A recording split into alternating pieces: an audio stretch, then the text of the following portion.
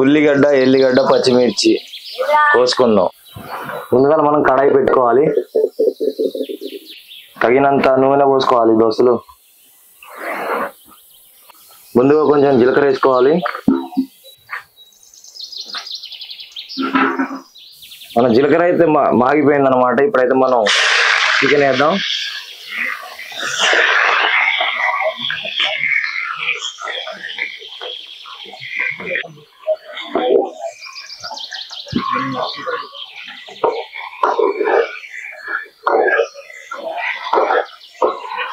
మంచిగా నూనెలో ఫ్రై అయ్యేలా కలుపుకోవాలి.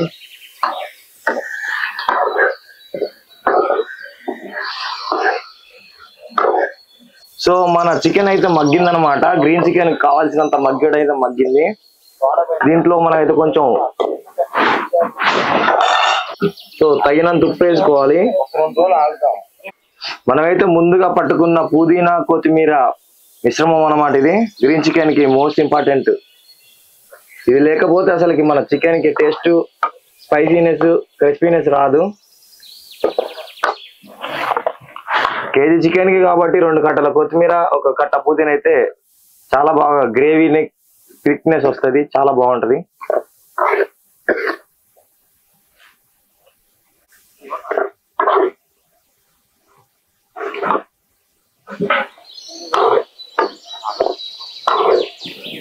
చిరకడంత పసుపు కలర్ కోసం.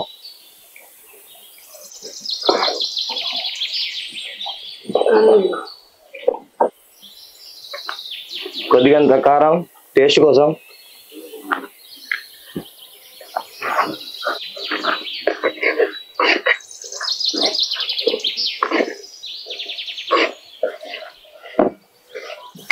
ఓకే దోస్తులు, మన గ్రీన్ చికెన్ అయితే అయిపోయింది. ఇంకొక 1 to 3 minutes లో అయితే మనం అయితే దింపుకోవచ్చు కడాయిని.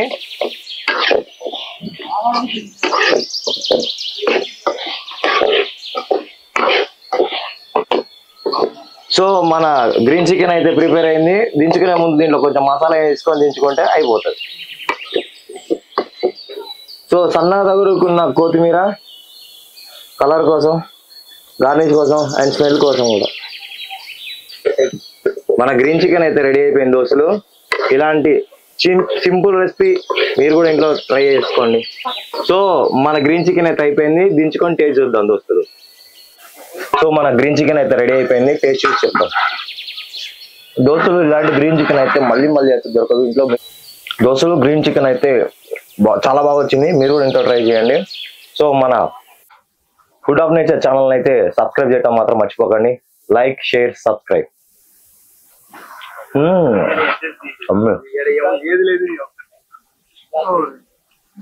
చాలా ఫ్యాంటాస్టిక్.